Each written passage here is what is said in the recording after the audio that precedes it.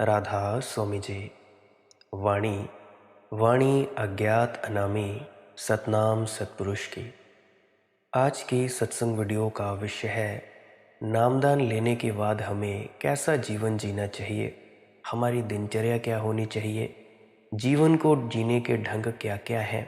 तो चलिए आज हम इसी सत्संग में इस विषय को जानने की चेष्टा करेंगे और उपनिषद के सूत्रों का उपयोग करेंगे। छांदोग्य उपनिषद में सूत्र है, यो भय भूमा तदमृतम अथ यदलपम तन्मर्त्यम यो भय भूमा तत्सुख नालपे सुख मस्ति भूमैव सुख भूमा त्वेव विजिज्ञासी तभ्यः। जिसका साधारण रूप से अर्थ है, जो विशाल है वही अमृत है, जो लघु है वह मर्त्य है, जो विशाल है वही सुख रूप है, अल्प में सुख नहीं रहता, निस्संदेह विशाल ही सुख है। इसीलिए विशाल का ही विशेष रूप से जानने की इच्छा करनी चाहिए। तो इसी सूत्र के माध्यम से हम थोड़ा जानने की चेष्टा करेंगे। गुरु प्यारी साध संगत जी, छांदोग्य उपनिषद ऐसे है जैसे अमृत से भरा सरोवर, जैसे शुद्ध संगीत, इसीलिए उसका नाम है छांदोग्य। छंद से बना है नाम। देखो, जीवन दो ढंग से जिया जा सकता है। एक तो जीवन का ढंग है संगीत शून्य, आपाधापी, चिंता, विषाद, संताप, अहंकार, महत्वाकांक्षा, संघर्ष। स्वभवतः संगीत असंभव होगा। ऐसे ही दौड़ धूप में भीतर का छंद बिखर जाता है, जैसा अभी आप सभी दौड़ धूप कर रहे हो, जिनको नामदान नहीं मिला है, और जिनको नामदान मिल भी गया है वो भी ऐसे ही दौड़ धूप कर रहे हैं। तो जीवन दो ढंग से जिया है। एक ढंग ये है कि जैसे आपका छंद बिखरा पड़ा हो, कि आपाधापी, चिंता, विषाद आदि, जैसे रात पूरे चांद की हो, पूर्णिमा हो, आकाश बादलों से रहित हो, चांद अपने पूरे सौंदर्य में प्रकट हो, फिर भी अगर झील पर लहरें हों तो झील में चांद का प्रतिबिंब बन ना पाएगा। बनेगा लेकिन लहरों के कारण टूट टूट जाएगा, खंड खंड हो जाएगा, छितर बितर हो जाएगा। जैसे कोई पारे को फर्श पर गिरा दे, इकट्ठा करना मुश्किल हो जाए। ऐसे ही चांद भी पारे की तरह है, मरक्यूरी की तरह है, खंड खंड होकर बिखर जाएगा। सारी झील पर चांदी फैल जाएगी, लेकिन चांद जैसा है वैसा प्रतिफलित ना हो सकेगा। पर अगर झील मौन है, शांत हो, निस्तरंग हो, आंधियां ना उठ रही हो, तूफान ना आया हो, झील ध्यानस्थ हो, समाधिस्थ हो, तो फिर चांद जैसा है ही वैसा ही प्रतिफलित होगा। एक तो मनुष्य के जीने का ढंग है विक्षिप्त झील की भांति, जहां वासनाओं की आंधियां लहरों पर लहरें उठाई चली जाती हैं, जहां मन हमेशा कंपित है, डावाडोल है, चंचल है। इस चंचल मन में परमात्मा का प्रतिफलन नहीं बन सकता। तुम कहते हो, नाम लिए जी इतने वर्ष हो गए, जिंदगी में कोई बदलाव नहीं हुआ। बदलाव कैसे होगा जब तुम अपने मन की चंचलता को ही नहीं देख पाते हो, तुम भजन सिमरन के लिए ही नहीं बैठ पाते हो। इस चंचल मन में परमात्मा का प्रतिफलन कैसे होगा? इस चंचल मन में सब विकृत हो जाएगा, छंद टूट जाएगा। छांदोग्य का अर्थ है छंद छूटे नहीं, टूटे नहीं। ये ध्यान की पराकाष्ठा है, जहाँ चित्त निर्विचार होता है। जैसे ही चित्त निर्विचार हुआ कि भीतर अनाहत का संगीत बजने लगता है, हृदय की वीणा पर शाश्वत की गुनगुनाहट सुनाई पड़ती है। चित्त विक्षिप्त हो तो हम संसार को जानते हैं, और चित्त शांत हो तो हम परमात्मा को जानते हैं, चाहे नामदान लिया हो चाहे नामदान नहीं लिया हो। गुरु प्यारी साध संगत जी, संसार और परमात्मा दो नहीं है, सत्य तो एक है। चांद दो नहीं है, चाहे झील में लहरें हों और चाहे झील में लहरें ना हों। चांद तो वही है, जैसा है वैसा ही है। लेकिन अगर झील के पास भी सोचने वाली बुद्धि होती तो लहरों वाली झील सोचती एक ढंग से और शांत झील सोचती दूसरे ढंग से। लहर वाली झील देखती संसार को और शांत झील देखती परमात्मा को। जिसने संसार देखा उसने अभी कुछ भी नहीं देखा, जिसने संसार में परमात्मा देखा उसे ही आंख मिली। और जिसने परमात्मा को देखा वह देखते ही परमात्मा हो जाता है। हमने पिछले सत्संगों में मुंडोक उपनिषद के सूत्र पर बात की थी कि जो उस ब्रह्म को जानता है, ब्रह्म होव भवति, वह ब्रह्म ही हो जाता है। जिसने परमात्मा को जाना उसने ये भी जाना कि मैं भी उसी का अंग हूँ। और जिसने परमात्मा नहीं जाना स्वभावतः उसने इतना ही जाना कि मैं क्षुद्र हूँ, अपने में बद्ध हूँ, जरा सा पोखर हूँ, डबरा हूँ। अहंकार का क्या अर्थ है? अहंकार का अर्थ है अपने को अस्तित्व से पृथक जानना। हम अहंकार में जीते हैं, चाहे हमें नामदान मिल भी गया है फिर भी हम इस अहंकार में जीते हैं कि भाई हम तो नामदानी सज्जन और दूसरे कीड़े मकोड़े मरेंगे नरक में, सड़ेंगे नरक में। हम ऐसा सोचने लगते हैं। तो अहंकार का अर्थ है अपने को अस्तित्व से पृथक जानना, अलग जानना। और परमात्मा के अनुभव का अर्थ है अपने की अस्तित्व के साथ एक पाना, एकाकार। इसी अनुभूति की तरफ छांदोगय का इशारा है। यो भय भूमा तदमृतम, यानी जो विशाल है वही अमृत है। लहरें तो मिटेंगी, सागर होगा, सागर रहेगा। हम तो मिटेंगे, परमात्मा रहेगा। हम तो जन्मे हैं तो मृत्यु भी घटेगी। यह देह बनी है तो बिखरेगी भी, देर अवेर, मगर कितनी ही देर क्यों ना हो, बहुत देर तो नहीं होगी। समय में जो भी बनता है वह बिखरता है। यह समय का नियम है, यह काल का नियम है। यहाँ तो मृत्यु अनिवार्य है। तुमने ध्यान दिया, हम मृत्यु को भी काल कहते हैं और समय को भी काल कहते हैं। कारण है शायद दुनिया की किसी भाषा में मृत्यु और समय के लिए एक ही शब्द उपयोग नहीं होता। सिर्फ हमने ही मृत्यु को भी काल कहा, समय को भी काल कहा। गहरे अनुभव के आधार पर ऐसा कहा। समय अर्थात मृत्यु, समय के भीतर जो मृत्यु अपरिहार्य है उससे बचा नहीं जा सकता। वह तो घट ही चुकी है, जन्म के साथ ही घट चुकी है। जिस दिन चीज़ बनती है उसी दिन बिखरनी शुरू हो जाती है। बच्चा पैदा हुआ और मरना शुरू हुआ, पहली ही घड़ी से मृत्यु आनी शुरू हो जाती है। ये और बात है कि आते आते 70 वर्ष लग जाते हैं, 90 वर्ष, अब तो 20-25 वर्ष में ही राम नाम सत्य हो जाता है, ओम शांति हो जाती है। ऐसा मत सोचना कि 70 वर्ष पूरे होने पर अचानक एक दिन मृत्यु तुम्हारे द्वार पर दस्तक देती है। तुम मरते ही रहे, मरते ही रहे। 70 वर्ष में प्रक्रिया पूरी हुई। 70 वर्ष में पहली बार मृत्यु तुम्हारे द्वार पर नहीं आती। 70 वर्षों में मृत्यु काम पूरा कर चुकी, इसलिए तुम्हारे द्वार से विदा होती है। तुम सोचते हो आती है, उन दिन मृत्यु आती है। आती तो है जन्म के साथ, वह जन्म का दूसरा पहलू है। समय के भीतर हम क्षुद्र हैं, लेकिन अगर हम समय के ऊपर उठ सकें तो तत्क्षण सीमातीत हो जाते हैं। विशाल का अनुभव शुरू होता है, परमात्मा का अनुभव शुरू होता है। हम उतने ही असीम हो जाते हैं जितना असीम आकाश है। फिर आकाश भी हमारी सीमा नहीं है। यो बै भूमा तदमृतम। और जिसने इस विशाल को अनुभव किया, इस विराट को अनुभव किया, इस विस्तीर्ण को अनुभव किया, वह अमृत को उपलब्ध हो गया। अब उसकी कोई मृत्यु नहीं है। कालातीत होते ही हम अमृत हो जाते हैं। काल है मृत्यु और कालातीत हो जाना है अमृत। ध्यान में पहली बार समय मिटता है। तुम्हारे कंठ को छूती है ध्यान में पहली दफा झरोखा खुलता है।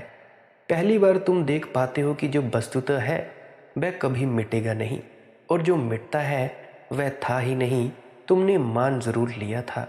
जैसे कोई ताश के घर बनाए या कागज की नाव चलाए।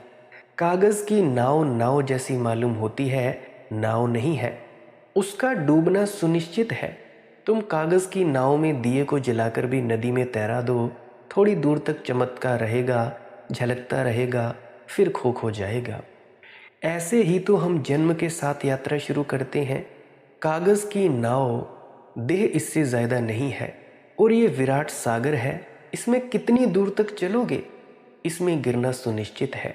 गिरने से पहले जो सजग हो जाए और समझ ले कि मेरी नाव कागज़ की है, मेरी नाव मृत्यु की है, उसके जीवन में क्रांति घट जाती है, क्योंकि उसके भीतर जिज्ञासा पैदा होती है। जिज्ञासा पैदा होती है उसे जानने की जो कभी नहीं मिटेगा, और उसे बिना जाने जीवन में कैसे सुख हो सकता है। धन कितना ही हो, सुख ना होगा। तुम देखते तो हो ही धनी लोगों को, अक्सर तो गरीब से भी ज़्यादा दुखी हो जाते हैं। गरीब को एक ही दुख होता है कि गरीब है, और आशा होती है, कम से कम आशा होती है कि आज नहीं कल जब गरीबी मिट जाएगी तो जीवन में सुख होगा, और आशा के सहारे जी लेता है। अमीर की आशा भी मिट जाती है। अब अमीर गरीब तो नहीं है, इसीलिए आशा क्या करे।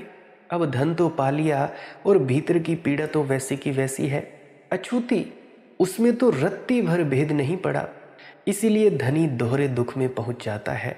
धन भी मिल गया, आशा भी मर गई, और भीतर जैसा था वैसा ही है। वही पीड़ा, वही विषाद, वही संताप, वही नर्क, वही खालीपन, वही अर्थहीनता। ना तो गीत जन्मा, ना संगीत पैदा हुआ, ना फूल खिले, ना चांद तारे उगे, कुछ भी ना हुआ। चाहे नामदान ले लिया, परंतु कुछ भी ना हुआ। अंधेरा और सघन हो गया। वह जो दूर टिमटिमाता सा दिया जलता था आशा का, वह भी बुझ गया। अंधेरी रात में जंगल में भटके राही को दूर टिमटिमाता दिया भी जलाए रखता है। आशा बंधी रहती है, पहुंच जाऊंगा, चाहे पहुंचकर पता चले कि दिया कल्पित था, मृग मारीचिका थी, मैंने ही सपना देख लिया था, खुली आंखों का सपना देखा था। इसीलिए जो पहुंच जाता है, धन पा लेता है, पद पा लेता है, उसकी पीड़ा बहुत सघन हो जाती है। मेरे अनुभव में उस पीड़ा से ही धर्म का जन्म होता है। इसीलिए गरीब समाज धार्मिक नहीं हो पाता। आशा बंधी रहती है संसार से, आशा की डोर लगी रहती है। धर्म जब इस देश में पैदा हुआ था, तब ये देश सोने की चिड़िया थी। तब धर्म की बात अर्थपूर्ण थी, क्योंकि हमने देख लिया था कि व्यर्थ है दौड़ धूप। उस दौड़ धूप की व्यर्थता ने हमें एक प्रामाणिकता दी थी। आशा छूट गई थी संसार से, तो हमने परमात्मा की जिज्ञासा की थी। अभी तो आशा हमारी संसार से बंधी है। अभी तो हम परमात्मा की जिज्ञासा भी करेंगे, तो इसी संसार के लिए करेंगे। मंदिर में जाकर लोगों की प्रार्थनाएं सुनो, वह क्या मांग रहे हैं, किस मूर्ति के सामने प्रार्थना कर रहे हैं, ये दो कौड़ी की बात है। असली बात यह है कि वे क्या मांग रहे हैं प्रार्थना में, उससे पता चलेगा। उनके हृदय की खबर मूर्ति से नहीं लगेगी, न मंदिर से, न मस्जिद से, न गुरुद्वारे से, न गिरजे से। उनके हृदय की खबर तो वे क्या प्रार्थना कर रहे हैं, ये सवाल नहीं है। प्रार्थना के पीछे छिपा हुआ अभिप्राय क्या है, कि पत्नी की बीमारी ठीक हो जाए, कि लड़के को नौकरी मिल जाए, कि धंधा ठीक से चल पड़े, कि इस बार लॉटरी मेरे नाम से खुल जाए। और मैं इसमें दोष भी नहीं देखता, गरीब का कुछ कसूर भी नहीं है। खतरा तब पैदा होता है जब ऐसा गरीब समाज उन बातों को करने लगता है या किए चला जाता है जिनसे अब उसे जीवन का कोई संबंध नहीं रह गया। दीनहीन को क्या अंतर्वाणी से संबंध होगा, रोटी रोजी जुट जाए तो बहुत, अभी किसको पड़ी है कि अंतर के छंद में जगे। लेकिन अगर व्यक्ति बाहर के जगत को अनुभव करे तो एक ना एक दिन निराशा हाथ लगेगी, और निराशा बड़ी उपलब्धि है, क्योंकि उसी निराशा के बाद जिसको पैदा होगी साधारण जिज्ञासा नहीं, विशेष जिज्ञासा पैदा होगी, कि मैं जानूं कि इस देह के पार भी कुछ है या नहीं, जानूं कि धन के पार भी कोई धन है या नहीं, पद के भी कोई पद है या नहीं। ये जो दिखाई पड़ता है जगत में, इससे पीछे कोई छिपा हुआ राज है या नहीं। पाखंड पैदा होता है जब तुम सोचते तो हो कि इसी जगत की चीज़ें मिलें, लेकिन बातें और दूसरे जगत की करते हो, तब पाखंड पैदा हो जाता है। सेठ झंडूदास ने अपने गुरु स्वामी मटकानाथ ब्रह्मचारी से पूछा, गुरुदेव, आप दूसरों को तो धूम्रपान छोड़ने के लिए कहते हैं और खुद पीते हैं। स्वामी मटकानाथ ब्रह्मचारी ने कहा, बच्चा, मैं खुद ना पीऊं तो इसकी हानियां कैसे जानूंगा। सेठ तो जा रहे थे तीर्थ पर, बड़े चिंतित थे कि 2-3 महीने घर में ताला पड़ा रहेगा। चोर उचक्के भरपूर हैं, मित्रों का भी अब कोई भरोसा नहीं, अब कोई किसी के काम आता नहीं। चाबियां साथ ले जाना भी खतरनाक है, 3 महीने में कहीं खो ना जाए, चोरी चली जाए। सो उन्होंने सोचा कि गुरु देवता को ही दे दे। स्वामी मटकानाथ ब्रह्मचारी को जाकर उन्होंने कहा कि मैं तीर्थ यात्रा पर जा रहा हूँ, ये मकान की चाबियाँ हैं, ये आपको सौंपे जाता हूँ। आजकल ज़रा डर बना रहता है, इसीलिए चाबियाँ संभाल कर रखना और ध्यान रखना कि कोई ताला तोड़कर चोरी न कर जाए। ब्रह्मचारी जी ने कहा, बच्चा बेफिक्री से जा, अरे ताला वाला तोड़ने की क्या ज़रूरत है, चाबियाँ तो हैं ही, ये नौबत नहीं आएगी। इसी तरह से एक थोथापन अनिवार्य है, क्योंकि तुम जो मानते हो अगर वह तुम्हारा अपना जीवित अनुभव नहीं है तो तुम व्यवहार कुछ करोगे, कहोगे कुछ। इसीलिए भारतीय सारे जगत में अनादत है, क्योंकि वह कहता कुछ है, करता कुछ है, बताता कुछ है और निकलता कुछ है, भीतर से विपरीत बिल्कुल। एक थोथा पांडित्य है। उपनिषद कंठस्थ हो गए हैं, छांदोग्य भी दोहरा देगा, हालांकि भीतर कोई छंद नहीं है। और जिसके भीतर छंद नहीं है उसकी छांदोग्य की व्याख्या झूठ है, पाखंड है, मिथ्या है। उसके जीवन में उसका कोई कहीं भी लक्षण नहीं मिलेगा। छांदोग्य करने का वही अधिकारी है जिसको भीतर छंद जगा हो, जिसके जीवन में संगीत हो, काव्य हो, प्रसाद हो। और तुम्हारा जीवन बताएगा, तुम्हारा जीवन कुछ और बताएगा, तुम्हारी बातें कुछ और कहेंगी। तुम्हारी बातें आकाश की होंगी और तुम्हारा जीवन जमीन पर कीड़े मकोड़ों की तरह सरकता हुआ होगा। एक महापंडित का हाथ, बायां हाथ मशीन में कट गया। बड़े शास्त्री थे, गीता ज्ञान मर्मज्ञ थे। वे मलहम पट्टी करवाने डॉक्टर के पास पहुंचे।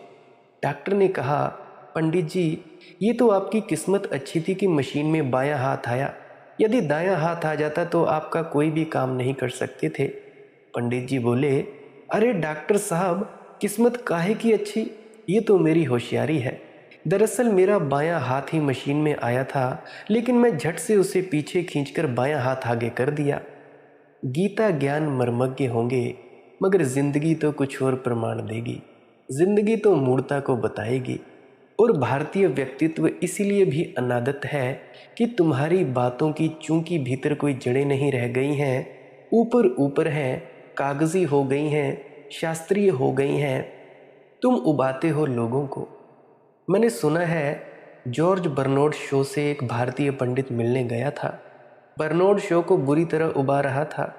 बर्नार्ड शो संकोचवश, शिष्टाचारवश कह भी नहीं सकते थे कि पंडित जी अब क्षमा करो, ये बकवास बंद करो। कोई और रास्ता ना देकर बर्नार्ड शो ने पास में ही पड़ी हुई एक पत्रिका उठा ली और पढ़ने लगे। पढ़ने तो क्या लगे, पन्ने पलटने लगे कि पंडित इशारा समझ ले। पंडित जी ने जब ये सब देखा तो वे बर्नार्ड शो से बोले, मैं आपसे कुछ कहना चाहता था पर याद नहीं आ रहा है। जॉर्ज बर्नार्ड शो ने कहा, शायद आप नमस्ते कहना चाहते थे, मैं याद दिलाई देता हूँ। लोग ऊब गए हैं, लोग बुरी तरह ऊब गए हैं। और ऐसा नहीं कि तुम भी नहीं ऊब गए हो, अपने पंडितों से, अपने साधुओं से, अपने महात्माओं से तुम भी ऊब गए हो। मगर तुम में इतना बल भी नहीं रह गया कि तुम स्पष्ट कह सको कि बस भैया बंद करो। तुम्हारे जीवन में छंद नहीं है तो कम से कम छांदोग्य पर मत बोलो। तुम्हारे जीवन में गीता नहीं है, गीत नहीं है तो तुम्हारा गीता ज्ञान मर्मज्ञ होना दो कौड़ी का है। जब तक तुम्हारे भीतर भगवत गीता का जन्म ना हो तो तुम क्या भगवत गीता पर बोलोगे। जब तक तुम ब्रह्म को ना जान लो तब तक तुम कैसे वेद को कोई व्याख्या कर सकते हो। ये सूत्र जिसने भी कहा होगा जानकर कहा है अहंकार दुख है, क्योंकि अहंकार सीमा है। नामदान के बाद तो अहंकार मिटना ही चाहिए धीरे धीरे। और निरअहंकारिता सुख है, क्योंकि निरअहंकारिता असीम है। शरीर में आबद्ध होना दुख है, क्योंकि शरीर सीमा है। और मैं शरीर से मुक्त हूँ ऐसा जानना सुख है। मैं चैतन्य हूँ ऐसा जानना सुख है। जानना, मानना नहीं। ऐसा अनुभव, ऐसा सिद्धांत नहीं। ऐसी प्रतीति, ऐसा साक्षात्कार, ऐसी धारणा नहीं। ये प्रश्न धारणाओं के नहीं है। समय में अपने को देखना मृत्यु से बंधे रहना है। कालातीत अपने को अनुभव करना अमृत का अनुभव है। और कालातीत अपने को अनुभव करने का ध्यान के अतिरिक्त कोई उपाय नहीं है। नामदान के बाद भजन सिमरन के अलावा कोई और उपाय नहीं है। कितना ही गौ माता का दूध पियो, कालातीत को न जान पाओगे। खोपड़ी में गोबर ही गोबर भर जाए तो भी कालातीत को नहीं जान पाओगे। और कितना ही शीर्षासन करो, काल अतीत को नहीं जान पाओगे। उल्टा खड़े होने से, शीर्षासन करने से कालातीत को जानने का कोई संबंध नहीं है। लाख ब्रह्म मुहूर्त में उठो, ब्रह्म को ना जान लोगे। और कितना ही दोहराते रहो तोतों की तरह अपने शास्त्रों को, कुछ पाओगे नहीं, हाथ कुछ लगेगा नहीं, कौड़ियाँ भी हाथ नहीं लगेंगी। हीरे जवाहरात की बात तो दूर, ध्यान के अतिरिक्त, भजन सिमरन के अतिरिक्त ना कभी कोई उपाय था, ना कभी कोई उपाय होगा। ध्यान का क्या अर्थ है? भजन का क्या अर्थ है? कालातीत होने की प्रक्रिया, समय के पार जाने की प्रक्रिया। तुम समय के स्वभाव को थोड़ा समझ लो। कुछ बातें तो तुम्हारे अनुभव में हैं, इसीलिए समझना कठिन नहीं होगा। कुछ तुम्हारे अनुभव में नहीं है, लेकिन जो तुम्हारे अनुभव में है उससे उस दिशा में इशारे मिल सकते हैं जो तुम्हारे अनुभव में नहीं है। तो जब तुम दुखी होते हो तो समय लंबा हो जाता है। जैसे तुम्हारी माँ या तुम्हारे पिता मरण शैया पर पड़े हैं और रात भर तुम बैठे हो, जाग रहे हो, क्योंकि डॉक्टरों ने कहा है कि पता नहीं कब सांस खो जाएगी। तो वह रात इतनी लंबी हो जाएगी कि कयामत की रात मालूम होगी। अंत ही आता ना मालूम पड़ेगा। लगेगा कि अब सुबह होगी, अब सुबह होगी, लेकिन होती नहीं। रात इतनी लंबी हो जाएगी और घड़ी का कांटा यूं सरकेगा कि जैसे सरकना ही भूल गया। हालांकि घड़ी का कांटा पुराने ही ढंग से चल रहा है। घड़ी को क्या पड़ी है कि कौन मर रहा है, कौन जी रहा है। रात भी पुराने ढंग से ही सरक रही है। लेकिन तुम्हारे चित्त की अवस्था दुख की है। दुख में समय लंबा हो जाता है। समय तुम यूं समझो कि जैसे रबड़ है, दुख में खिंच जाता है, लंबा हो जाता है और सुख में सिकुड़ जाता है। तुम्हारी प्रेमिका तुमसे मिलने आई है, बरसों का बिछड़ा यार मिल गया है, तो घंटे यूं बीत जाते हैं जैसे पल बीते, पलक झपकते बीत जाते हैं। रात भर मित्र से बातें करते रहते हो और सुबह हो गई पता नहीं चलता। एकदम पता चलता है कि रात पूरी बीत गई, यूं बीत गई, कब आई कब गई पता नहीं। तुम बातों में ऐसे तल्लीन थे, बरसों बाद मित्र मिला था, ना मालूम कितनी बातें करने की थीं, हृदय उघाड़ कर रख देने में लगे थे, आनंदित थे, मस्त थे, तो समय छोटा हो गया। मुझे आज भी याद है, जब आज से कुछ साल पहले मेरा एक मित्र था लवनीत। जब मैंने उससे पहली दफ़ा बात की थी तो पहली दफ़ा में ही कम से कम कोई 7-8 घंटे लगातार बात की थी। रात कब सुबह में बदल गई मुझे पता भी नहीं चला था। तो ये तुम्हारा अनुभव है, ये मेरा अनुभव है। इस अनुभव से इशारे ले सकते हो। दुख में समय लंबा हो जाता है, सुख में समय छोटा हो जाता है, लेकिन महासुख में स्वभावतः विलीन हो जाएगा, गायब हो जाएगा, और महादुख में स्वभावतः अनंत हो जाएगा। बर्ट्रैंड रसल ने एक बहुत महत्वपूर्ण किताब लिखी है ईसाईयत के खिलाफ, कि मैं ईसाई क्यों नहीं हूँ। उसमें बहुत से तर्क दिए हैं, महत्वपूर्ण तर्क दिए हैं। एक तर्क जो उसने दिया है वह ऊपर से तो महत्वपूर्ण दिखता है, लेकिन ध्यान का उसे कोई अनुभव नहीं रहा होगा, इसका सबूत देता है। बहुत से तर्क में उसने एक तर्क यह भी दिया है कि जीसस का कहना है कि जो लोग पाप करते हैं, जो लोग मूर्छा में जीते हैं, वे नरक में पड़ेंगे। और ईसाईयत की धारणा है कि नरक अनंत है, मतलब एक बार पड़े सो पड़े। बर्ट्रैंड रसल का कहना बिल्कुल तर्कयुक्त है कि मैं कितने ही पाप करूं, और ईसाईयत में एक ही जन्म होता है। अगर अनंत जन्म भी होते तो भी समझ में आ सकता था कि अनंत पाप किए होंगे। अनंत अनंत जन्मों में 84 करोड़ योनियों में कितने नहीं पाप किए होंगे, तो अनंत काल तक रहना पड़ेगा। लेकिन ईसाईयत तो एक ही जन्म को मानती है, 70 साल का जन्म जीवन, इसमें कितने पाप करोगे। बर्ट्रैंड रसल का कहना है कि अगर कठिन से कठिन भी कोई मजिस्ट्रेट हो तो मुझे 4 या 5 साल की सज़ा दे सकता है, मैंने जो पाप किए। मगर वे भी पाप जोड़ लिए जाएं जो मैंने किए नहीं, सिर्फ सोचे कि फलाना की स्त्री को भोगूं, सिर्फ सोचा, किया भी नहीं। अगर वह भी जोड़ लिया जाए तो समझ लो ज़्यादा से ज़्यादा 8 से 10 साल की मुझे सज़ा दी जा सकती है।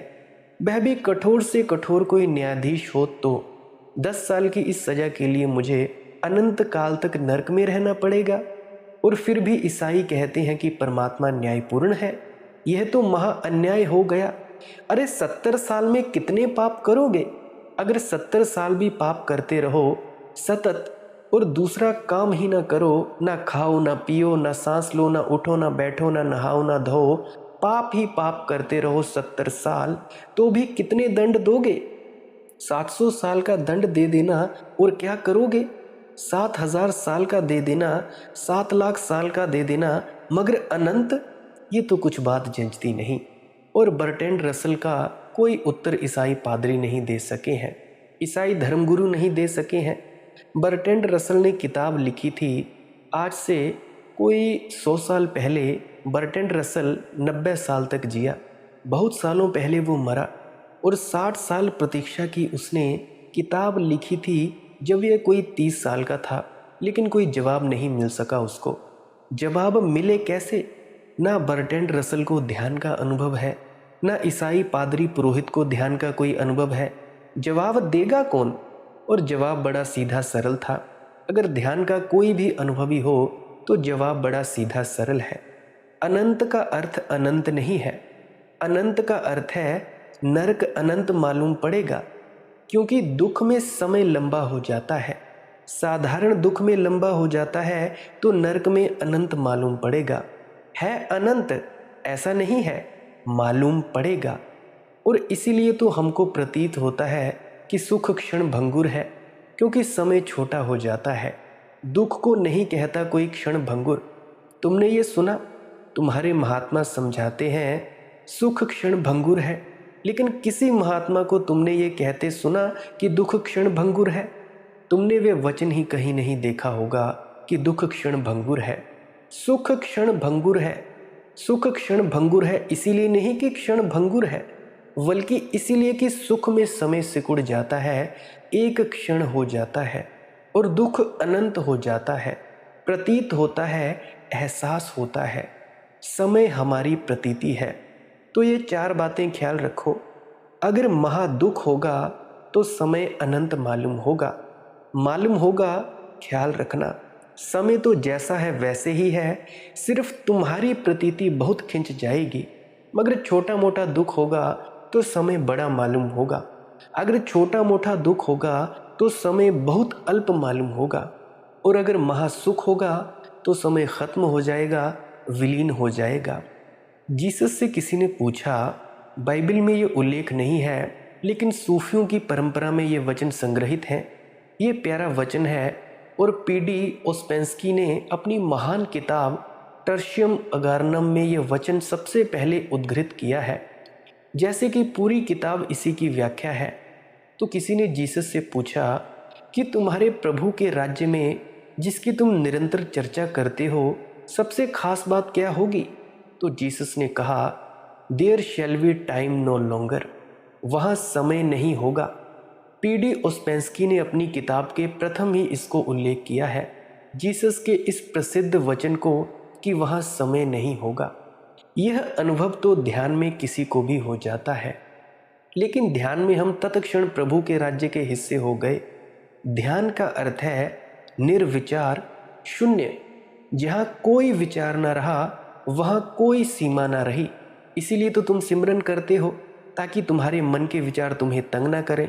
इस सिमरन के जाप के शब्दों से तुम अपने मन के विचार काट दो और तुम्हारे अंदर कोई विचार ना रहे। तुम अंधेरे की तरफ ही देखते जाओ, तुम्हें रोशनी दिखाई देगी, तुम्हें अनहद नाद सुनाई देगी। यानी ध्यान का अर्थ, भजन सिमरन का अर्थ निर्विचार, शून्य। जहाँ कोई विचार न रहा वहाँ कोई सीमा ना रही। विचार ही बागुड़ की तरह तुम्हें घेरे हुए है। जहाँ विचार गिर गए, सारी दीवारें गिर गईं, सारे कारागृह गिर गए, सारे कटघरे विलीन हो गए, तिरोहित हो गए, सब द्वार दरवाजे खुल गए। उस घड़ी में घड़ी बंद हो जाती है, समय ठहर जाता है। छांदोगय उसी की तरफ इशारा कर रहा है।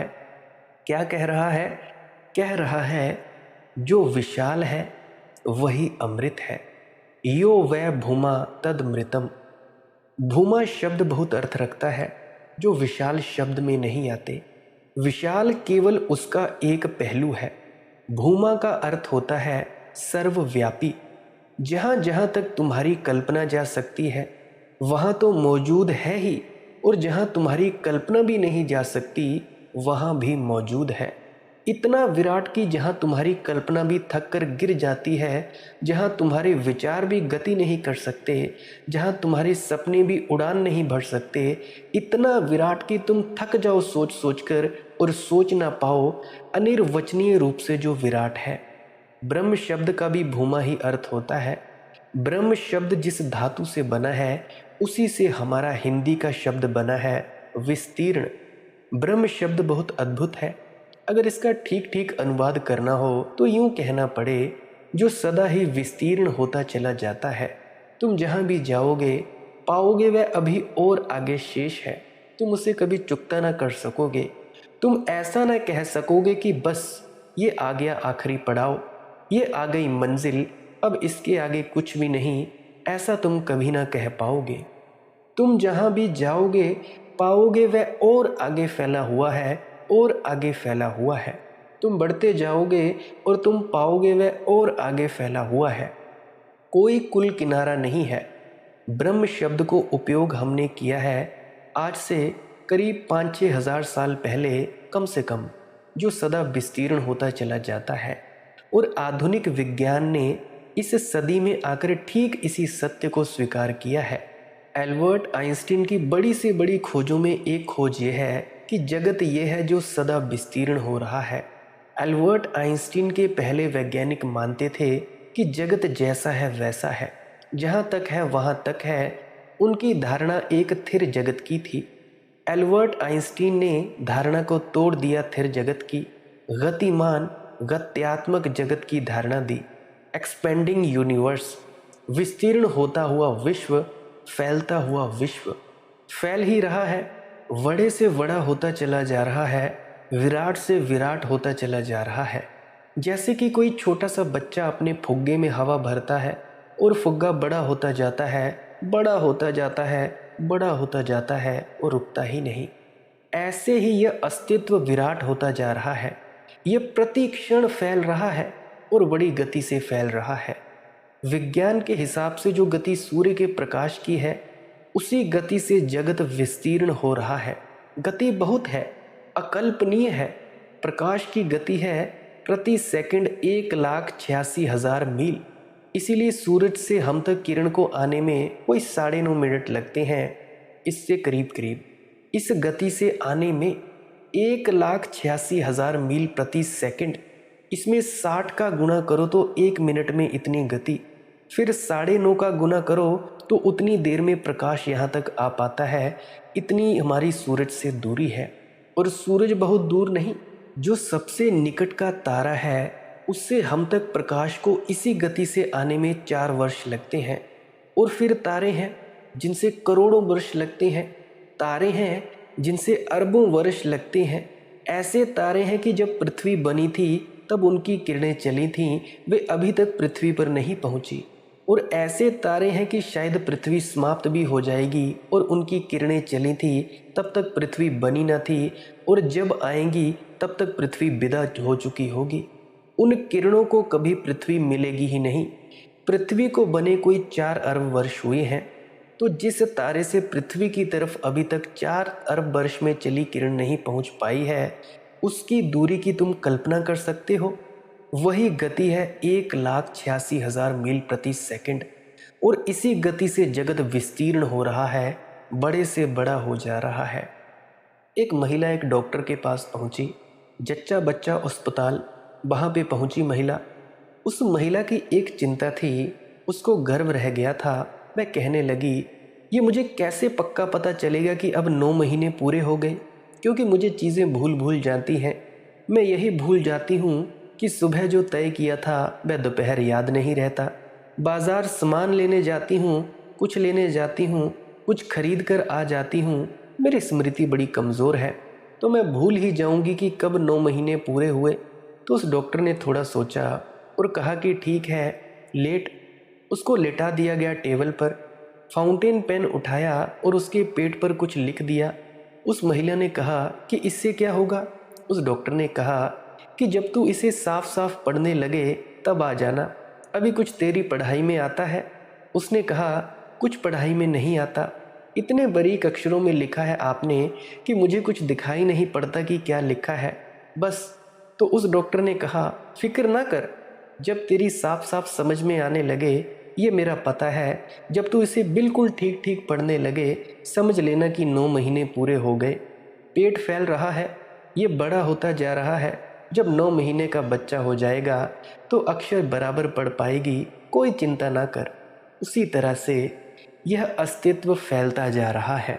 इसको रहस्यदर्शियों ने स्त्री के फैलते हुए गर्भ का ही नाम दिया है। ये निरंतर विराट होता जा रहा है, ये विस्तीर्ण होता जा रहा है जगत, ये प्रक्रिया सतत चल रही है। ब्रह्म शब्द का यही अर्थ है, जो सदा विस्तीर्ण होता चला जाता है। जो विराट है ऐसा ही नहीं जो विराट होता चला जाता है, जो एक क्षण ठहरता नहीं और विराट होता ही चला जाता है। बुद्ध ने कहा है कि काश हम अपनी भाषाओं से संज्ञाएं अलग कर दें और सिर्फ क्रियाएं बचा लें, तो हम सत्य के बहुत करीब पहुंच जाएंगे। क्योंकि संज्ञाएं हमें एक भ्रांति देती हैं कि चीज़ें स्थिर हैं, और क्रियाएं हमें बोध देंगी कि चीज़ें गतिमान हैं। जैसे हम कहते हैं नदी है, लेकिन बुद्ध कहते हैं उचित होगा कि तुम कहो नदी हो रही है, मत कहो कि है।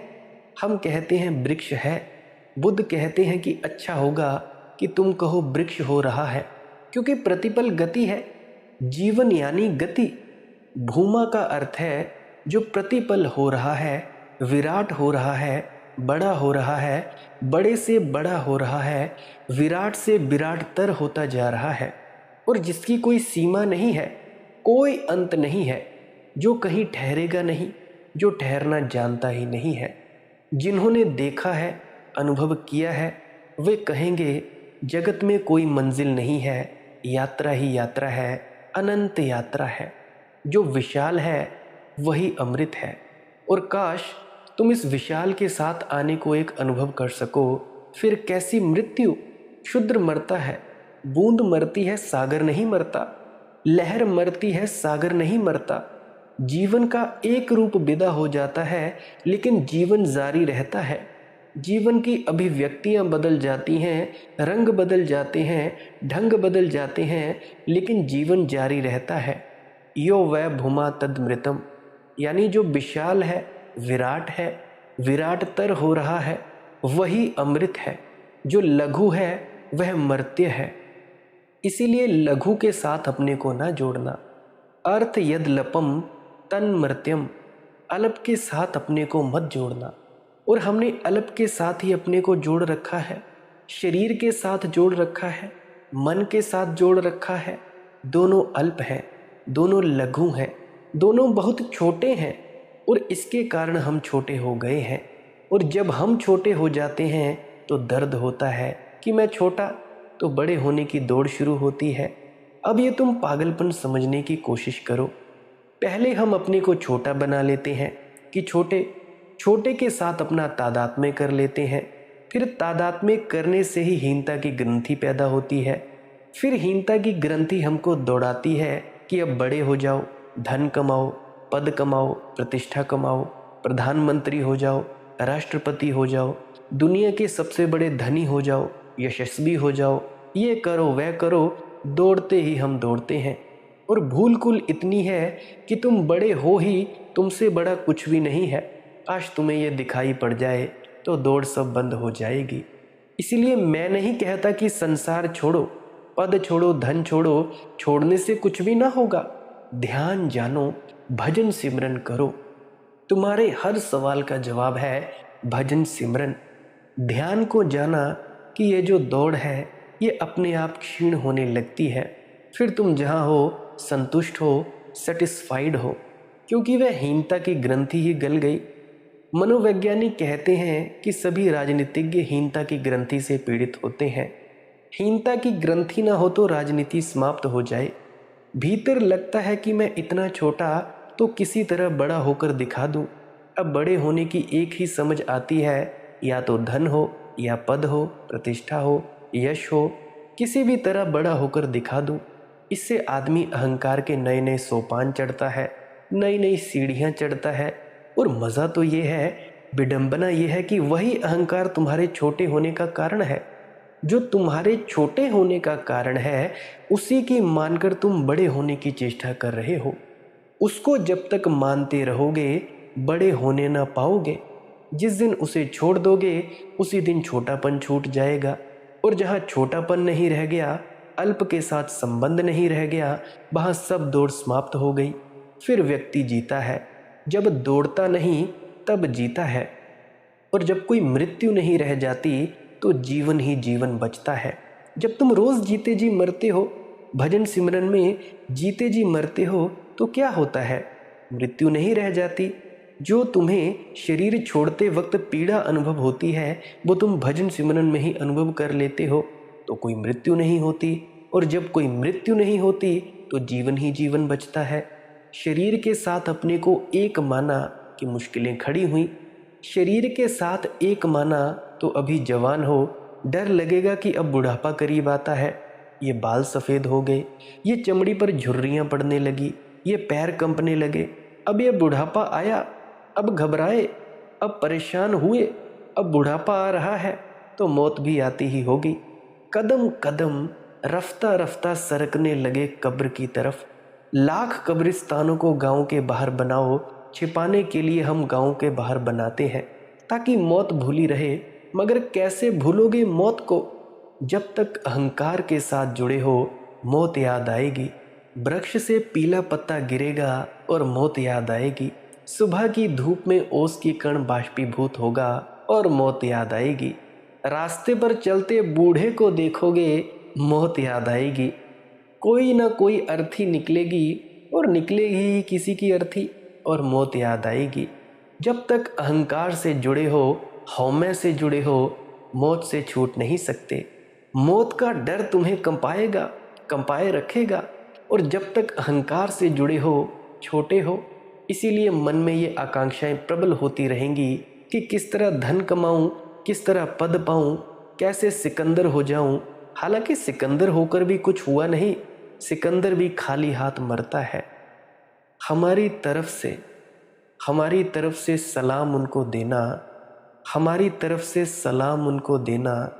तो कह देना कासिद सलाम आखिरी है, तो कह देना कासिद सलाम आखिरी है।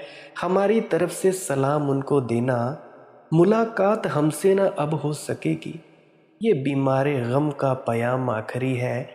हमारी तरफ से सलाम उनको देना, तो कह देना कासिद सलाम आखिरी है। मेरी ज़िंदगी की ये शाम आखिरी है। जवानी के नशे में बदमस्त होकर ना चल टूटी कब्रों को ठुकरा के जालिम। जवानी के नशे में मदमस्त होकर ना चल टूटी कब्रों को ठुकरा के जालिम। तुझे भी यहीं मर के आना है एक दिन, ये दुनिया में सबका मकाम आखिरी है। जवानी के नशे में बदमस्त होकर न चल टूटी कब्रों को ठुकरा के जालिम। तुझे भी यहीं मर के आना है एक दिन, ये दुनिया में सबका मकाम आखिरी है। देखो, समय में मौत निश्चित है। मत चलो अकड़कर, मत जियो अकड़कर, लेकिन अहंकार अकड़कर जीने की तमन्ना ही नाम है।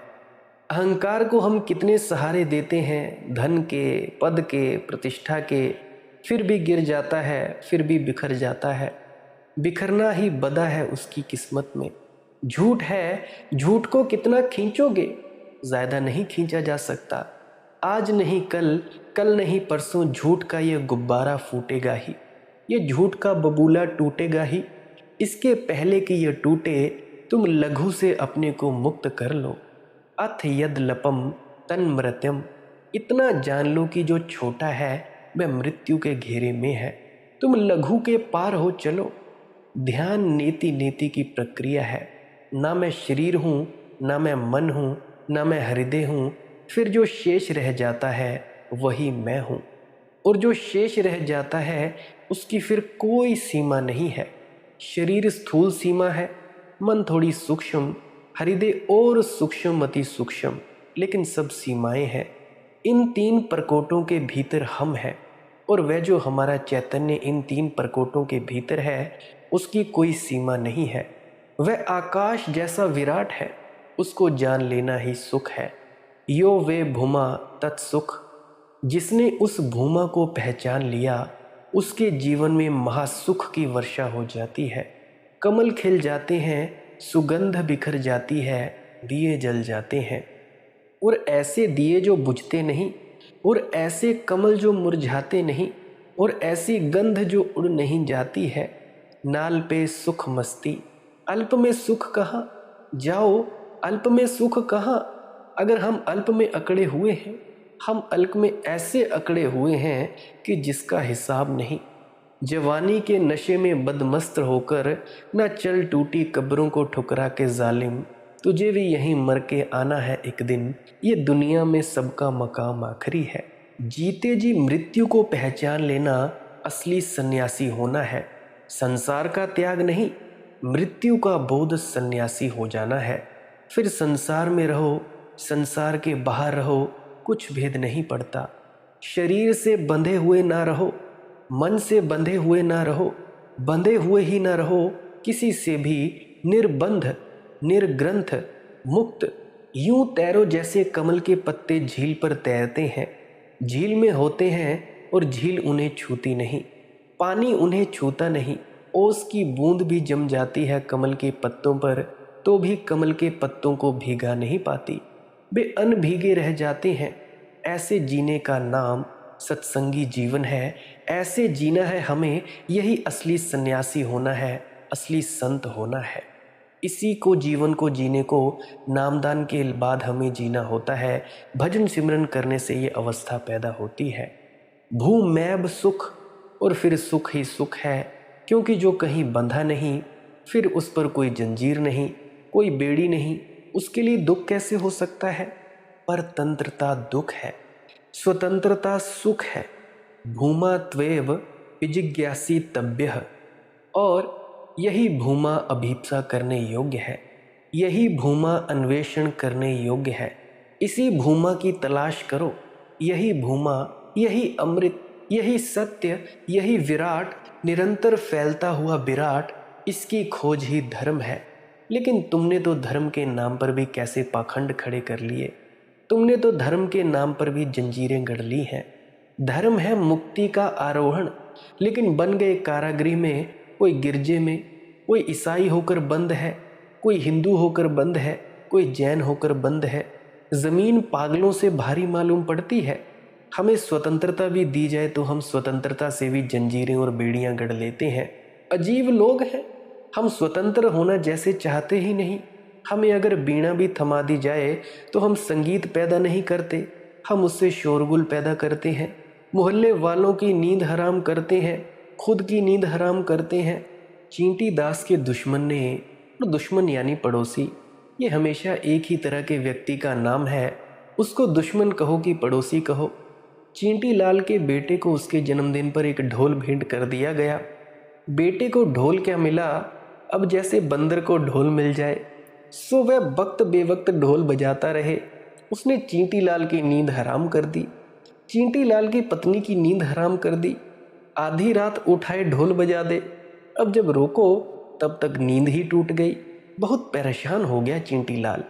चींटी लाल की पत्नी परेशान हो गई, ये दुष्ट ने ढोल क्या भेंट कर दिया है। और वे इतने परेशान हो गए कि जब दूसरा जन्मदिन आया और बेटे ने माँ बाप के पैर छुए तो दोनों के मुंह से एकदम निकल गया, जियो और जीने दो। चींटी लाल मुझसे पूछते थे, क्या करूं, ये ढोल हमें मारे जा रहा है। मैंने कहा, तुम भी पागल हो। मैंने चींटी लाल को एक चाकू दे दिया। मैंने कहा, ये चाकू ले जाओ, अपने बेटे को भेंट कर दो, इससे क्या होगा। मैंने कहा, तुम बेटे को तो भेंट करो और फिर उसकी जिज्ञासा जगा देना कि अरे इस ढोल के भीतर भी तो देख कि क्या है, इतना पर्याप्त है। तब से ढोल खत्म हो गए, क्योंकि बेटे ने जिज्ञासा की, ढोल में चाकू डाल दिया, भीतर तो कुछ ना निकला। ढोल के भीतर तो पोल ही होती है, मगर ढोल खत्म हो गया। अब किसी बंदर के हाथ में ढोल जाए तो उपद्रव ही होने वाला है। स्वतंत्रता तुम्हें देने बुद्धों ने, संतों ने क्या क्या नहीं किया, मगर तुम उस स्वतंत्र से जंजीरें ढाल लेते हो। संगीत पैदा नहीं होता है तुम्हारे जीवन से और विसंगीत पैदा हो जाता है। हिंदू मुसलमान लड़ते हैं, यह तो विसंगीत हो गया। इससे तो अच्छा था कि ना इस्लाम होता दुनिया में, ना हिंदू धर्म होता, ना ईसाइयत होती, ना जैन धर्म होता। कम से कम आदमी शांति से तो जीता। कम से कम धर्म के नाम पर हत्याएं ना होती, खून ना बहाया होता और ये लड़ाई झगड़े ना होते। जितना धर्म के नाम पर अनाचार हुआ है, किसी और चीज़ के नाम पर नहीं हुआ है। आदमी को होश नहीं है, उसकी बेहोशी में तुम उसे हीरे भी दे दो तो कुछ ना कुछ नुकसान करेगा, संपदा को भी विपदा बना देगा। डॉक्टर ने लाला झंडूराम से कहा, आप ठीक तो हो जाएंगे, किंतु आपको नियम से रहना पड़ेगा। झंडूराम ने कहा, नियम से? आप भी क्या बात कर रहे हैं डॉक्टर साहिब, मैं तो हमेशा नियम से रहता हूँ। डॉक्टर ने कहा कि तुम्हें शर्म नहीं आती मुझसे ये कहते हुए? ये बात बिल्कुल झूठ है। तुम किसी और को धोखा देना। अभी कल ही तो मैंने तुमको शराब पीते हुए देखा। झंडूराम ने कहा, उससे क्या फर्क पड़ता है, ये तो मेरा रोज का नियम है। अब देखते हैं नियम का क्या अर्थ। रोज शराब पीता हूँ, नियम से पीता हूँ। क्या बातें कर रहे हैं आप? एक दिन चूक नहीं जाती, अभी नियम का भंग नहीं होता। जो यम नियम दे गए तुम्हें, अपना सिर फोड़ते होंगे कि नियम से भी क्या अर्थ निकाले। सेठ चींटीलाल तरह तरह की दवाइयाँ बेचते हैं। उन्होंने दवा के एक पैकेट पर छपा रखा था, थोड़े फुंसियों की सर्वोत्तम दवा, फायदा न होने पर दाम वापिस। एक सज्जन दवा का पैकेट वापस लाकर चींटीलाल से कहने लगे, सेठ साहिब, मैंने 1 माह तक आपकी दवा का इस्तेमाल किया, लेकिन मुझे कुछ भी फ़ायदा ना हुआ, मुझे दाम मेरे वापस चाहिए। चींटीलाल ने कहा, फ़ायदा ना होने पर दाम वापस किए जाते हैं। आपको ना हुआ हो, हमको तो हर पैकेट पर 80 रुपये का फ़ायदा होता है। मतलब देखते हैं, आपको हो या ना हो, इससे क्या मतलब है? साफ लिखा है कि फ़ायदा ना होने पर दाम वापस। हमको तो फ़ायदा हो रहा है, तुम्हारी बात ही किसने की है? माँ अपने बेटे से बोली, फिर से लड़ते देखकर, कि अरे तुम लोग फिर लड़ने लगे। उसने एक बेटे ने कहा, नहीं मम्मी, ये तो वही पहले वाली लड़ाई है, फिर से नहीं लड़ रहे, वही चल रही है जो पुरानी है। मैंने सुना है, चींटीलाल कह रहे थे झगड़ू राम से, आप कब उठते हैं? झगड़ू बोला, जब सूरज की किरणें मेरे कमरे में प्रवेश करते हैं। चींटीलाल ने कहा, तब तो आप काफ़ी जल्दी उठ जाते हैं ब्रह्म मुहूर्त में। मैं भी इतना संयम नहीं पाल पाता। तो झगड़ू राम ने कहा, गलत ना समझिए, मेरे कमरे का रुख पश्चिम की ओर है, तो मैं उठ जाता हूँ। तो देखो, जिंदगी के लिए सूत्र तो बहुत बार दिए गए हैं, लेकिन हर सूत्र से तुमने अपनी फांसी लगा ली है। तुम हर शास्त्र से अपनी आत्महत्या का उपाय कर लेते हो। ये प्यारा सूत्र है छांदोग्य का, कि जो विराट है, जो विशाल है, जो अनंत है, असीम है, वही अमृत है, और तुम भी वही हो। अमृतस्य पुत्रः, तुम अमृत के पुत्र हो लघु है, वह मातृ है, और नाहक लघु बनकर बैठे हुए हो तुम, सिवाय तुम्हारी भूल के और कोई जिम्मेवारी किसी की नहीं है। जो विशाल है वही आनंद है, और तुम्हारा दुख कह रहा है कि तुम्हें कोई आनंद नहीं, तुम्हें कोई खबर नहीं मिली आनंद की। तुम्हारा जीवन, तुम्हारी उदासी पर्याप्त प्रमाण है कि तुमने कुछ गलत कर लिया है। जीवन के उत्सव को तुमने क्या मातमी रंग दे दिया है। तुम ऐसे जी रहे हो जैसे बोझा ढो रहे हो, दबे जा रहे हो, और फिर भी जागते नहीं। और बात कुल जागने की है। निस्संदेह विशाल में ही आनंद है, सचखंड में ही आनंद है। इसीलिए विशेष को ही जानने की अभीप्सा करो। यो वै भूमा तदमृतम अथ यदलपम तन्मृत्यम, यो वै भूमा तत्सुख नाल्पे सुख मस्ती, भूमैव सुख भूमा त्ववेव विजिज्ञासी तभ्यः। जिज्ञासा करो, अभीप्सा करो, मुमुक्षा करो, मगर विराट की। और विराट कहीं दूर तुमसे बाहर नहीं, तुम्हारे भीतर छिपा बैठा है। तुम्हारा अंतस्थल है, तुम्हारी अंतरात्मा है। इसीलिए कहीं जाना नहीं है, अपने भीतर जाना है। ना काबा जाना है, ना काशी, ना कैलाश, अपने भीतर जाना है। इस शरीर के साथ अपने को इतना मत बांधो, और ध्यान रखना, मैं कोई शरीर का दुश्मन नहीं हूँ। मैं नहीं कह रहा हूँ कि शरीर को सताओ, क्योंकि सताते वे ही हैं जिन्हें ये बोध नहीं हुआ कि हम शरीर नहीं हैं। तुम भली भांति जानते हो कि तुम जिस मकान में रहते हो तुम वह मकान नहीं हो। इसका ये मतलब नहीं है कि तुम उस मकान की ईंटें गिराने लगते हो, कि उसका पलस्तर उखाड़ने लगते हो, कि उसका छप्पर गिराने लगते हो। जानते हो भली भांति कि तुम मकान नहीं, लेकिन वर्षा आती है तो छप्पर को ठीक कराते हो। तुम्हारा कोई सीमेंट या रंग वगैरह उखड़ गया होता है तो तुम उसको ठीक कराते हो। और जानते हो कि मैं मकान नहीं हूँ, लेकिन मकान में रहता हूँ तो मकान को सुंदर रखते हो, सजा कर रखते हो। आखिर रहना तुम्हें है। दुनिया में दो तरह के पागल हैं, एक जो शरीर को समझ रहे हैं कि मैं शरीर हूँ और उस कारण दुख भोग रहे हैं, और दूसरा पागल जो कहते हैं कि हम शरीर नहीं हैं इसीलिए शरीर को सता रहे हैं, उपवास से मरे जा रहे हैं, शरीर को गला रहे हैं, क्योंकि वे कहते हैं हम शरीर नहीं हैं। तुम शरीर नहीं हो तो शरीर को सता किस लिए रहे हो? ये तो एक अति से दूसरी अति पर जाना हो गया। एक अति थी कि शरीर के द्वारा भोगेंगे, और दूसरी अति है कि अब शरीर को सताएंगे, परेशान करेंगे। दोनों में ही तुमने शरीर के साथ अपना तादात्म्य किया हुआ है, और दोनों अतियों के मध्य में संगीत है, छंद है, छांदोग्य है। बुद्ध के पास एक राजकुमार श्रोण ने दीक्षा ली। वह महाभोगी था। जीवन भर उसने भोग के अतिरिक्त कुछ भी न जाना था। शराब पीना, स्त्रियां, मौज मजा, वह बिल्कुल चारवाकवादी था। ना कोई आत्मा है, ना कोई परमात्मा है, ना कोई सत्य है, ना कोई मोक्ष है, ऐसी उसकी धारणा थी। मगर कब तक भागोगे? भोग भोग कर थक गया, भोग भोग कर ऊब गया। जो भोगता है वह ऊब ही जाने वाला है। खतरा उनका है जो भोगते नहीं और भोग को जबरदस्ती छोड़कर खड़े हो जाते हैं। वे कभी नहीं ऊबेंगे। ऊबेंगे कैसे? जो स्त्रियों को छोड़कर भागे हैं उनके मन में स्त्रियों के प्रति रस बना ही रहेगा। बैठेंगे हिमालय की गुफा में, उन्हें राम याद नहीं आएगा, काम याद आएगा। बातें ब्रह्मचर्य की करेंगे, सपने उनके अब्रह्मचर्य से भरे होंगे। ये बिल्कुल अनिवार्य है, ये बिल्कुल वैज्ञानिक है। जो धन को छोड़कर भागा है उसके पीछे धन भूत की तरह लगा रहेगा। तुम कितना ही भागो, कहावत है ना, भागते भूत की लंगोटी ही भली। वह धन छोड़कर जिसे तुम भागे हो वह तुम्हारी लंगोटी पकड़े रखेगा। तुम जितना भागोगे कुछ फर्क नहीं पड़ता, लंगोटी उसके हाथ में रहेगी। जिससे तुम भयभीत हुए हो तुम उससे मुक्त नहीं हो सकते। लेकिन थक गया, इतना भोग था, अभी जवान ही था, कुल 35 वर्ष उसकी उम्र थी, लेकिन थक गया। इतना भोग लिया जितना कि आदमी 3-4 जन्मों में भोगे, वह उसने एक ही जन्म में भोग कर दिखा दिया था। लेकिन ऊब गया। स्त्रियां बेमानी हो गईं, शराब व्यर्थ हो गई, भोजन में स्वाद न रहा, सब व्यर्थ दिखाई पड़ने लगा। और तब बुद्ध का गांव में आगमन हुआ। श्रोण उनके पास गया, उन्हें देखा, सुना भी नहीं, सिर्फ देखा। एक परिपक्व अवस्था थी उसकी, भोग से ऊब गया था। त्यागी तो गांव में बहुत आए थे, लेकिन त्यागियों में उसे कोई रस नहीं आया था। त्यागी दिखते थे उदास, उससे भी ज्यादा। त्यागी दिखते थे मुर्दा, उससे भी ज्यादा मुर्दा।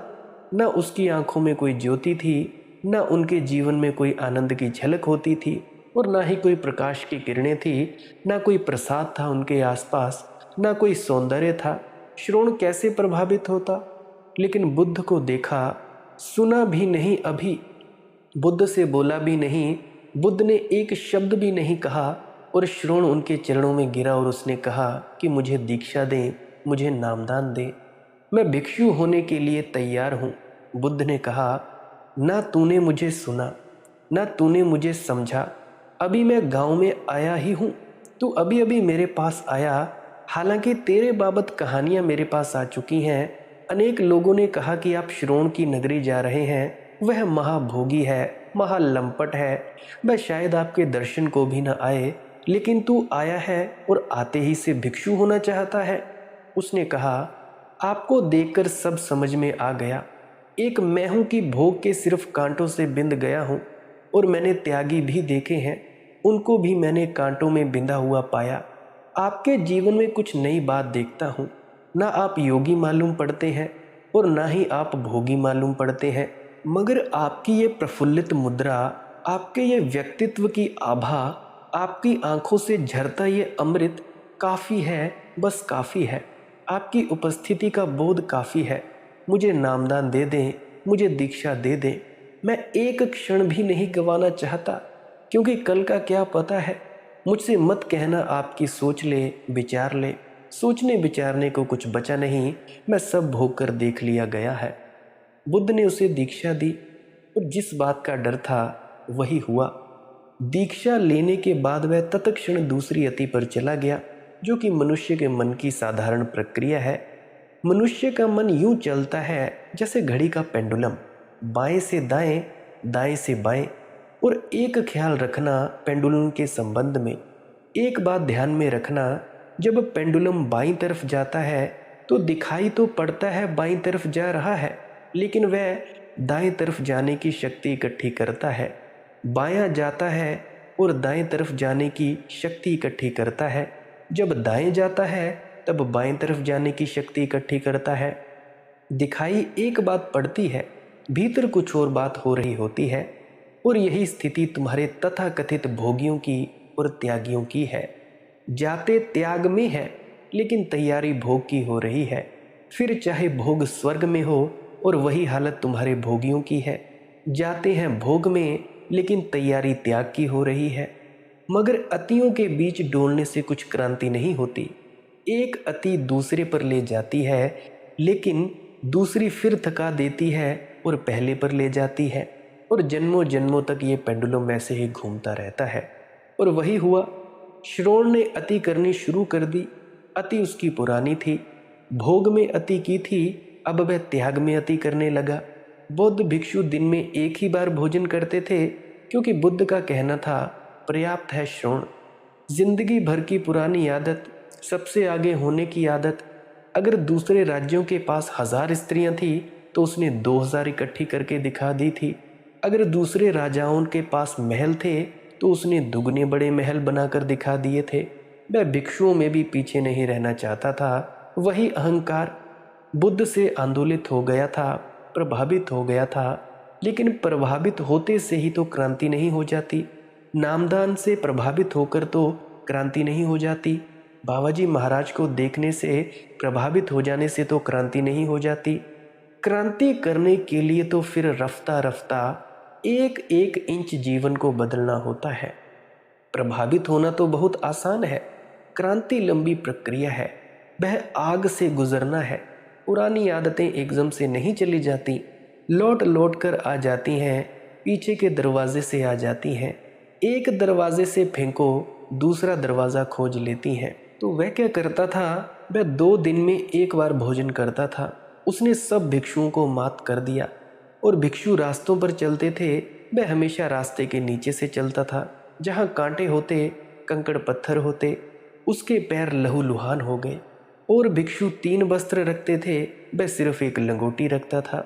उसने सब भिक्षुओं को मात कर दिया। वही पुराना श्रोण, उसने यहाँ भी अपना कब्जा जमा लिया। और सब साधारण रह गए, वह एकदम असाधारण हो गया। सुंदर उसकी देह थी, फूल जैसी कोमल उसकी देह थी। बहुत सुख में पला था, बहुत सुख में जिया था। उसने देह को बिल्कुल ही जला डाला धूप में, काला पड़ गया, सूख गया, पैरों में घाव हो गए। रात सोता तो भी कंकड़ों पत्थरों में सोता, बाहर सोता। बुद्ध को खबरें आने लगी कि उसकी हालत बिगड़ती जा रही है। हालांकि लोग उसके प्रभावित भी हो रहे थे उससे। लोग अजीब अजीब तरह की चीज़ों से प्रभावित होते हैं। वह फिर अहंकार में मज़ा लेने लगा था। बुद्ध एक रात उसके झाड़ के पास गए जहाँ वह लेटा था और कहा, श्रोण, एक प्रश्न तुझे मुझसे पूछना है। और उसके पहले कि तू मुझसे प्रश्न पूछे, शायद तेरे सामने अभी साफ भी नहीं है प्रश्न, मैं मुझसे एक प्रश्न पूछता हूँ, फिर तू भी शायद पूछ सकेगा। मैं राह देखता रहा कि तू पूछे, लेकिन लगता है कि तू प्रश्न को साफ नहीं कर पा रहा है। इसलिए पहले मैं पूछता हूँ। मैं पूछता हूँ कि जब तू सम्राट था तो सुना है मैंने कि तू अद्भुत बीणा बजाता था। तेरा बीणा वादन अपूर्व था। श्रोण को भूली बिसरी यादें आई। उसने कहा, आप ठीक याद दिलाते हैं। मैं तो सब भूल भाल गया हूँ। हाँ, वीणा में मुझे रस था और वीणा बजाने में मेरी कुशलता थी और दूर दूर के संगीतज्ञ भी उसकी प्रशंसा करते थे। बुद्ध ने कहा, ये मुझे पूछना है कि तू इतना वीणा का कुशल वादक था, तुझे तो अच्छी तरह पता होगा कि वीणा के तार अगर बहुत ढीले हों तो क्या होगा। शोर ने कहा, तार ढीले हों तो संगीत पैदा नहीं होता है। और बुद्ध ने कहा, अगर बहुत कसे हों तो श्रोण ने कहा, तो तार खींचेंगे, टूट जाएंगे, संगीत फिर पैदा नहीं होगा। बुद्ध ने कहा, बस तुझे कुछ पूछना है, तू अपने जीवन पर पुनर्विचार कर ले। पहले तेरे तार बहुत ढीले थे जब संगीत पैदा नहीं हुआ, अब तूने तार बहुत कस लिए हैं, अब तार टूटने के करीब हैं, अब भी संगीत पैदा नहीं हो रहा है। मुझे देख, मैं वीणा बजाना नहीं जानता, लेकिन जीवन की वीणा बजाना जानता हूँ। और मैं तुझसे कहता हूँ, जो वीणा बजाने का नियम है वही जीवन की वीणा को बजाने का नियम भी है। ना तार बहुत ढीले होने चाहिए, ना बहुत कसे। एक ऐसी भी व्यवस्था है तारों की जब ना तो कह सकते हैं हम कि वे कसे हैं और ना कह सकते हैं कि हम वे ढीले हैं। वह मध्य की अवस्था, वह समता की अवस्था, वह सम्यकत्व की, वह समतुलता की अवस्था, जहाँ दोनों अतियों के बीच में तार होते हैं, वहीं संगीत पैदा होता है। और वीणा बजाना तो आसान है, लेकिन वीणा को ठीक समतुल अवस्था में लाना किसी उस्ताद को ही आता है। श्रोण फिर पैरों पर गिरा दोबारा। एक दफा गिरा था जब भोगी की तरह आया था, आज गिरा योगी की तरह, त्यागी की तरह। उसने कहा, आपने मुझे ठीक समय पर सचेत कर दिया। जरूर मुझसे वही भूल हो गई, तार ढीले थे, मैंने ज़रूरत से ज़्यादा कस लिए। मैं भी सोच रहा था कि आनंद पैदा क्यों नहीं हो रहा है। सब तो मैं कर रहा हूँ, दूसरे कर रहे हैं, उससे दुगना कर रहा हूँ, फिर आनंद क्यों नहीं पैदा हो रहा है। बुद्ध ने कहा, वह दुगना करने के कारण ही पैदा नहीं हो रहा है। जीवन में एक समयकत्व चाहिए तो छंद पैदा होता है, तो छांदोग्य पैदा होता है, एक विराटता पैदा होती है। शरीर से बहुत बंधने की ज़रूरत नहीं है, शरीर के दुश्मन होने की भी ज़रूरत नहीं है। शरीर सुंदर घर है, रहो, शरीर की देखभाल करो, अपने को शरीर ही ना मान लो। मन भी प्यारा है, उसका भी उपयोग करो, उसकी भी ज़रूरत है। और हृदय तो और भी प्यारा है, उसमें भी जियो, मगर ध्यान बना रहे कि मैं साक्षी हूँ, मैं एक जागृत आत्मा हूँ। और जिसे सतत स्मरण है कि मैं साक्षी हूँ, मैं देखने वाला हूँ, उसकी क्रांति सुनिश्चित है। जिसे स्मरण है कि मैं साक्षी हूँ, वह भूमा को उपलब्ध हो जाता है, सचखंड को उपलब्ध हो जाता है। तुम सिर्फ साक्षी हो, वह तुम्हारा स्वरूप है। ना तुम करता हो, शरीर से कर्म होते हैं, ना तुम विचारक हो, मन से विचार होते हैं, ना तुम भावुक हो, हृदय से भावनाएं होती हैं। तुम साक्षी हो, भावों के, विचारों के, कृत्यों के। ये तुम्हारी तीन अभिव्यक्तियां हैं और इन तीनों के बीच में तुम्हारा साक्षी है। उस साक्षी के सूत्र को पकड़ लो। साक्षी के सूत्र को पकड़ते ही नामदान के बाद ध्यान का फूल खिल जाता है, जो कली की तरह रहा है जन्मों जन्मों से। तत्क्षण उसकी पंखुड़ियां खुल जाती हैं और वह फूल ऐसा नहीं जो कुम्भलाए, वह फूल अमृत है। वह फूल ऐसा नहीं जो मरे, वह भूमा है, असीम है। वह फूल आनंद का फूल है, वह फूल ही मोक्ष है, निर्वाण है और सचखंड की अवस्था में पहुंच जाना है। गुरु प्यारी साध संगत जी, इसके लिए हमको करना क्या होगा? भजन सिमरन। भजन सिमरन है क्या? सिमरन आपके अपने सद्गुरु द्वारा दिए गए शब्दों का जाप, ताकि आपका मन अंतर में एकाग्र हो जाए, आप अंतर में ही रहें, दोनों आंखों के बीच में अंधेरे की तरफ देखते रहें, मन बाहर ना भटके। इसके लिए सिमरन के शब्दों का उपयोग किया जाता है। जब अंतर में विचार नहीं रहते तो अंतर में रोशनी दिखाई देती है और शब्द धुन सुनाई देती है। जब शब्द धुन जोर से सुनाई देने लगे या आप जी का अंदर एकाग्रता का वक्त पूरा हो जाए 2 घंटे, तो आप जी आधा पौना घंटा शब्द धुन को सुनने में वक्त ज़रूर दें। शब्द धुन को सुनते समय शब्दों का जाप नहीं करना है, कुछ भी नहीं करना है, बस सुनना है। ये है भजन सिमरन की अवस्था, भजन सिमरन की प्रक्रिया। आप ऐसा रोज़ करें, तभी आपको सचखंड उपलब्ध होगा, परमात्मा उपलब्ध हो सकेगा, नहीं तो कुछ भी नहीं होगा। और आपको दिनचर्या कैसी होनी चाहिए ये तो पूरे सत्संग में मैंने समझाने की कोशिश की है। मुझे आशा है आप समझ पाए होंगे। आज का सत्संग यहीं समाप्त होता है। अगर मेरे किसी मित्र या परिजन का कोई प्रश्न हो तो कृपया पुरानी वीडियोस को अवश्य सुने। सारी वीडियोस सुन डालें, कम से कम 50-60 वीडियोस तो सुने। अगर नहीं आपको प्रश्न का जवाब मिले फिर कमेंट सेक्शन में पूछ सकते हैं। इंस्टाग्राम, टेलीग्राम, फेसबुक, वहाँ पे सर्च करें मालिक की मौज सत्संग। वहाँ पे आप जी मुझे प्रश्न लिख सकते हैं जो आप पब्लिकली नहीं बताना चाहते इसी कमेंट सेक्शन में। और मैं कोशिश भी करूँगा कि आपका किसी अन्य वीडियो में आपके प्रश्न का विस्तार पूर्वक जवाब देने की। अगर आप जी को इस वीडियो से कुछ भी सीखने को मिला है तो आप जी इस वीडियो को लाइक कर सकते हैं। अगर नहीं सीखने को मिला है तो इस वीडियो को डिसलाइक ज़रूर करें।